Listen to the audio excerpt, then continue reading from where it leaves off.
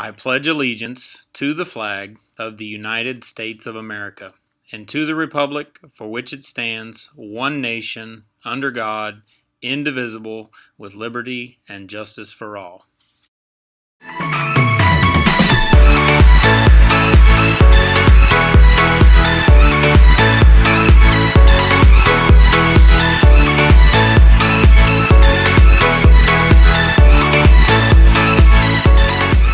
Welcome back, Brahmins. It is Wellness Wednesday. And it is also time for some reminders. It's that wonderful time of year when we start getting phone calls from area businesses. We actually received notification yesterday from Rollerson Hospital that some of our students are parking in their parking lot. So that is the doctor's office around the hospital or the hospital parking lot. You are not permitted to park there during your school day. They have asked us to make this announcement today that they will start towing cars that do not belong there. In fact, they have given us tag numbers so that we can track individuals down and let them know that if you continue parking there, that you will get towed. So let's go ahead and talk about all the businesses that will quickly pick up the phone and tattle on you if you are parking in their lots during the school day.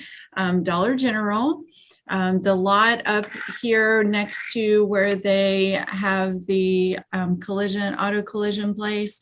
They do not want your vehicles hanging out in their lot all day so that you can then walk to school. So make sure that if you are driving, that you are purchasing a parking pass and parking on campus so your vehicle doesn't get towed. All right, let's talk other important things. So we have had some events on campus where others have made decisions that we would not necessarily recommend or condone. Every single one of us are governed by our decisions. What does that mean, governed by? That means that when we make a decision, there are going to be consequences to that decision, whether those are positive or negative. We have a big week coming up. This Friday, we have carnival on out in the Commons area during our lunches. We have a pep rally that afternoon. If we cannot trust that the decisions that are being made during the 5-minute passing period or even during class are ones that we can condone or call safe decisions, then how are we going to be able to have those fun things? These are privileges that we get to have. We had this talk a couple of months ago about how these activities, these types of activities are privileges that we have because there's a mutual trust that has been built. I would like to thank the 99.9% of our student body who are doing what they're supposed to, making good decisions, safe decisions as they make their way through their school day. And I just encourage everyone to do that exact thing. Think about the consequences of your behavior. So whether that is in the bathroom, in the hallways, in the classroom, make smart decisions that are going to move you forward rather than hold you back or keep you from having these privileges that help us make our Brahmin memories. All right, Ms. Norman. Hey guys, I'm still working on getting students registered for their AP test. So again, if you are interested in taking Spanish, keep reaching out to me. I'm working on getting you guys in. We have about 2 weeks to get you registered for that assessment. So it is not too late. Good morning. Speaking of decision making, I'd like to follow up, Ms. Myers, on something real quick. Let's make the decision to keep campus beautiful. All right, we've had a lot of trash left out around lunchtime, and I know there's little areas that it's happening at. So we, again, I have to reiterate, we have 2 custodians throughout the day, and they are having trouble keeping up with the trash that we're leaving around. So I'm asking you, please pick up after yourselves. Trays, milk cartons, fruit that you leave laying around, please get that up, get it into the garbage can.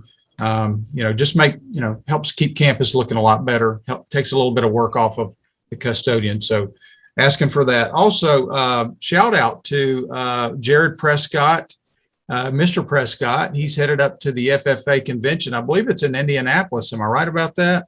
Yes. So they're on the way as of yesterday, I believe. So Jenna Larson, Savannah Moreno, Aiden Starr, James Thomas, Anna Velton, and John Williamson. We wish all you guys a lot of luck and have a lot of fun. I'm wearing my blue and gold just for you, FFA. So make us proud. Freshman campus, along the lines of what Mr. Stewart asked with keeping things clean. Miss Shirley and I roll those carts around the courtyard at lunch. All you have to do is take a couple steps and, put the fruit in there, the things that are in containers, the plastic. I know it's windy sometimes this time of year, and the wind will blow those plastic things around, but just kind of keep them close by, and please try to avoid spilling, especially on the planters where people like to sit. Nobody wants to sit down and realize that there was milk there from first lunch. So please be mindful of the fact that that is seating at our campus for a lot of people at lunch. And if you spill something, let us know. We'll do our best to get it cleaned up. But we only have one custodian. And so he's usually in the gym during lunch trying to make sure that you guys have access to a bathroom that's supervised as well. So please make sure you're mindful and pick up after yourself. As I tell students all the time, your mama doesn't live here. And so nobody's cleaning up after you. You are 14 and up, and you are more than able to make it to the trash can with your trash in hand. Mrs. Shirley? Not a whole lot here today, but just the same thing. Just echoing out there, guys, continue to make good choices, clean. And it is literally only about 2 inches away to lean over and put those pieces of trash in there. So I've seen a couple people with your trash. So let's keep cleaning up, and that should be great. All right, I'm gonna leave you with a couple of reminders. I spoke with several students by this time today and yesterday about sources of strength. Don't forget to bring those permission slips. That bus will be here about 7:45 in the morning. We'll be calling you out at that time. Also, you may have noticed that if you have lost this beautiful little thing, your ID or your restroom pass, you may have a difficult time going to the restroom without an escort. We're going to be asking that you be escorted each and every time if you do not have your ID and your restroom pass. You're also going to be escorted if you're seen out and about frequently. So what does that mean? If you're going to the restroom between every single period, you're going to be going through that bathroom pass rather quickly. One of our teachers, I believe he said it was 1.8 something times that you can use that bathroom pass, or maybe 1.3, I don't know. So you can use that restroom pass one time during the day and every third day, twice during the day. If you are using it more than that, and there are several of you that are, you're going to go through that bathroom pass before the end of the 9 weeks. And then guess what? Now you're at the mercy of the availability of an escort. So please make sure that you are using that wisely. You're keeping up with both your ID and your bathroom pass. All right, make it a good one, as together we move forward And be great.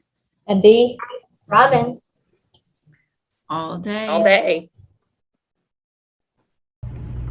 Hi guys, Miss Davis here. If you are in Anime Club, this is just a reminder that we do have a meeting on Friday, October 29th, and we will be here till about 4 p.m. watching Demon Slayer, so if that is your jam, be sure to come hang out with us. Also, if you're part of the club, do not forget that we're taking candy donations up until Friday's lunch because we'll be doing the Halloween Carnival. So that's all I have. Thanks. I was working in the lab late one night when my eyes beheld a near sight. For my monster from the slab began to rise, and suddenly, to my surprise, he did the monster.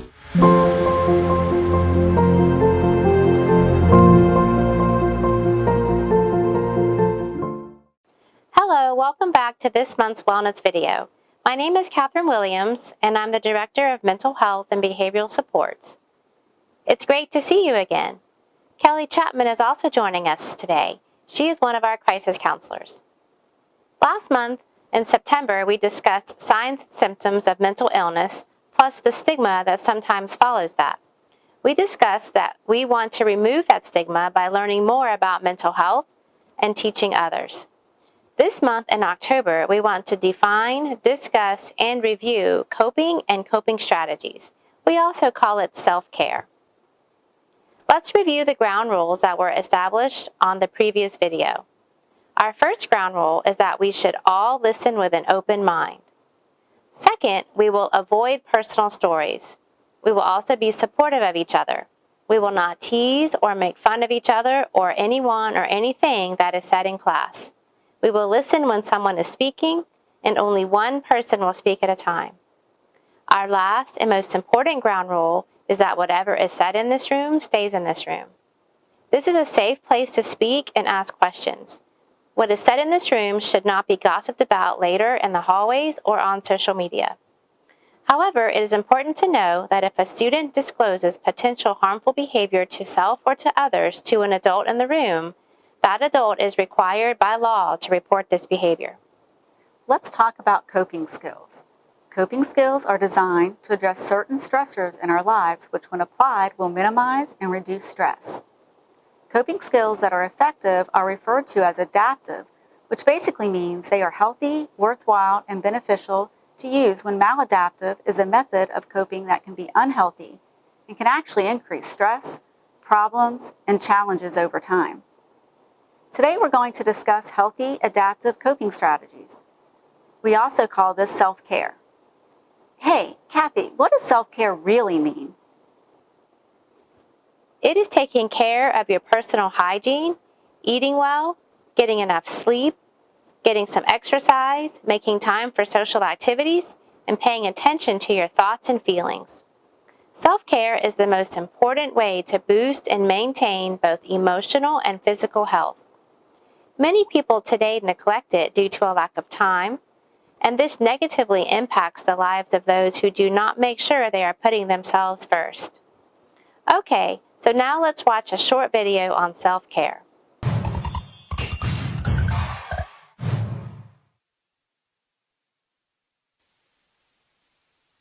Hi guys, it's Gina here again. Today we are here to talk about one of my favorite topics to tackle, stress and self-care. Stress, we've all got it. It comes from all areas of our lives, work, school, friends, family, and stress can be good or bad. It doesn't necessarily all have to be bad stress. However, it can take a toll on our body either way. And a lot of times we know we need to do something about it, but then we try to ignore it and just move on with life. I know that me personally, I am guilty of often saying, I don't have time for that. And you know what? We know that it is absolutely a challenge sometimes to work it into our schedule, but we also know that it is absolutely important. Some of the physical tolls it can take on our body, we can start to develop things like headaches, stomach aches, muscle tension, things of that sort that can then lead to other problems, and then possibly leading to things like anxiety. So the thing is that if we can work these small pieces of self-care into our schedule, we can then get to the point where we are functioning at our best, even as parents. So here are just a few quick tips to get you started. First, make time for yourself. Even if it's only for short periods of time. Maybe take a little walk, call a friend you've wanted to catch up with, or even sitting down and reading your favorite book. Second, get enough sleep. I know that I stress and talk about sleep all the time, but it's so important. When we are well rested, we function better throughout the day. And then finally, give yourself permission to take a break. As caregivers, there can be a lot of guilt around taking time away from the ones that you love. Know that it's okay to take a moment to recharge, to allow yourself to be the best version of you. For more self-care ideas, check out the blog post below. There are lots of different ways that you can work self-care into your routine. And then whatever you guys come up with, make sure you let us know. Leave it in the comments section. We love to hear from you. So that's all we have for you today. Don't forget to subscribe, and we'll talk to you next time. Okay, I see what you mean now. I also now understand that self-care and coping strategies help us to be more resilient. Resiliency means the ability to bounce back. That is important when dealing with stressful situations. When I feel anxious or nervous, I like to take deep breaths. Why deep breaths? Because when you are calm and relaxed, your body is in rest and digest mode. However, when stress or anxiety or anger occurs, your body automatically switches into flight, fight, or freeze mode. The flight, fight, freeze response is your body's natural reaction to stress or danger. It helps you react and respond to a perceived threat, danger, or stressful situation. It is an automatic reaction. You can't control it. You may feel your heart rate and your breathing may increase, and you may get sweaty. Here's a short video to help explain. You know what anxiety feels like. We all do. Everyone experiences anxiety in some way or another. It's something that connects all of us together. Why we feel anxiety and what it really is, that may surprise you. Without anxiety, we'd all be in serious trouble. As soon as your brain senses you're in danger, a little piece of it, called the amygdala, kicks in. It gets your body ready to react. That could mean fight, run away, or shut down. It's called the fight, flight, or freeze response. This reaction goes back millions of years to our distant animal ancestors. Animals whose amygdalae were more sensitive to danger were more likely to stay alive and off the menu. Over millions of generations, this developed into the system we all know as anxiety. So you see, anxiety itself is not all bad. But when there's no immediate life or death threat, and your amygdala keeps telling your body that you're in danger, that's when anxiety becomes a problem. Your amygdala doesn't know the difference between getting eaten and public speaking or failing a test. Human society has only existed for a relatively short time. It's messy and complicated and confusing, and our amygdalae just haven't had time to catch up.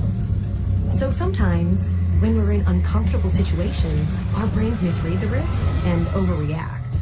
Our hearts beat faster and we breathe heavily, pulling more oxygen into our bodies. The muscles in our arms and legs tense up and fill with blood. Our skin perspires to cool us down. This would all be great if we needed to fight or run, but instead, we just feel tense and sweaty. Sometimes our minds go blank and we feel like we can't move or talk. That would be great if we needed to hide. Instead, we just feel stuck. When things trigger our anxiety, sometimes we try to avoid them, like our ancestors avoiding a predator. But that can cause problems when those triggers are important parts of life, like going to school or meeting new people, things that won't just give up and go away. So how does knowing all this help? Well, it starts with remembering what's really going on. There's nothing physically wrong with you. It's just your amygdala trying to tell you it thinks you're in danger, even if it gets confused about how much danger you're really in. Understanding why we feel anxiety is an important step in learning to manage it.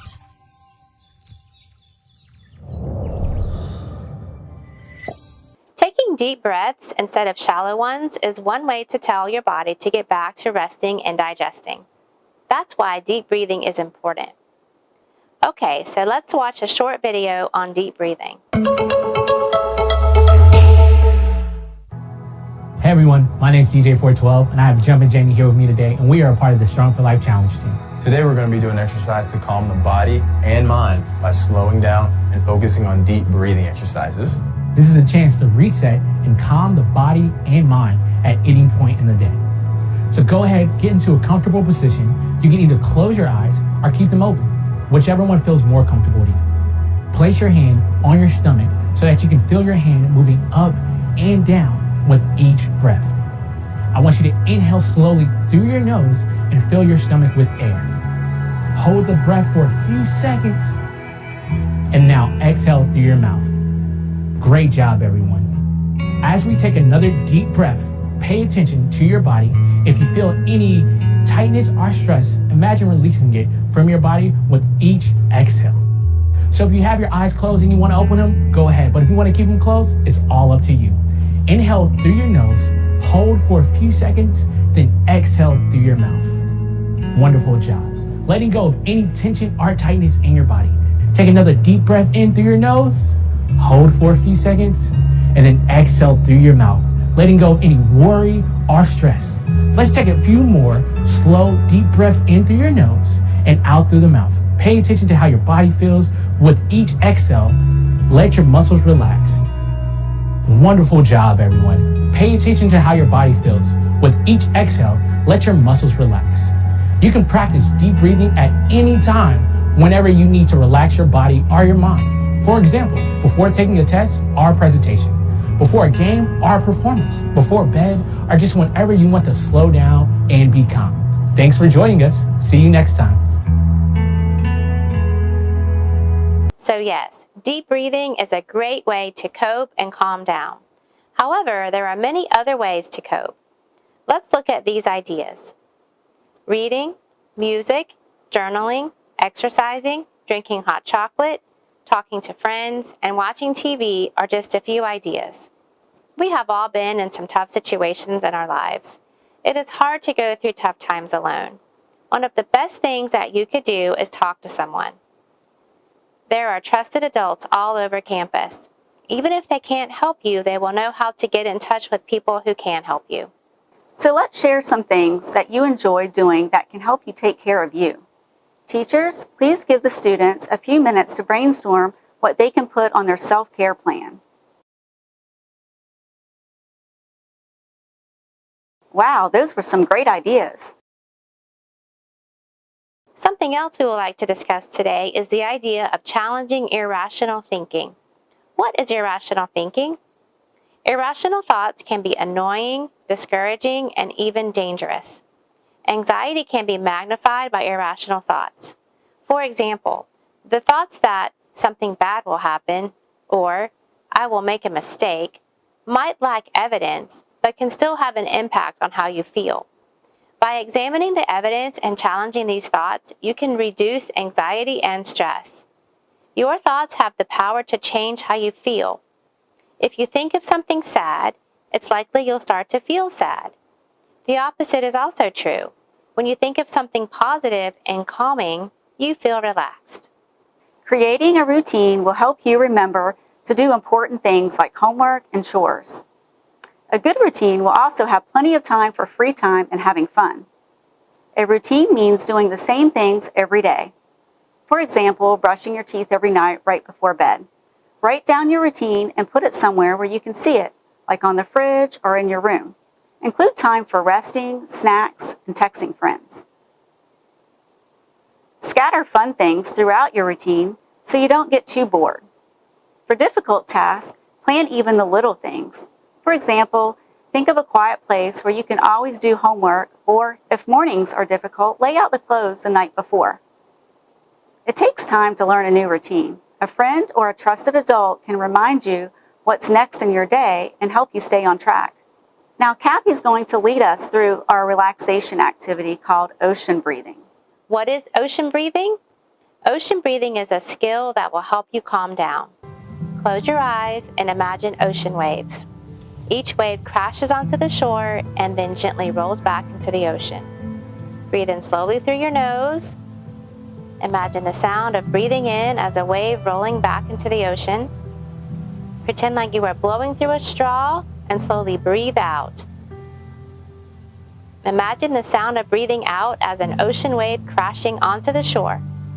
Keep breathing in through your nose and out through your lips.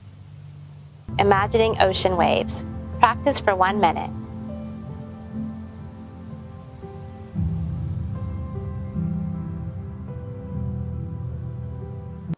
I hope this lesson today helped you define and understand coping strategies, and self-care. Please pick a few options for self-care. Self-care is so important for stress management, symptoms of mental health issues, and managing difficult circumstances we may face. Today's wellness video lesson and activities were developed by our district licensed mental health professionals. Remember, we want you to know that it's okay to speak with someone if you feel you need some help or support. Teachers are available and you can always see your school counselor. We hope you enjoyed today's lesson and we look forward to seeing you for our next wellness video.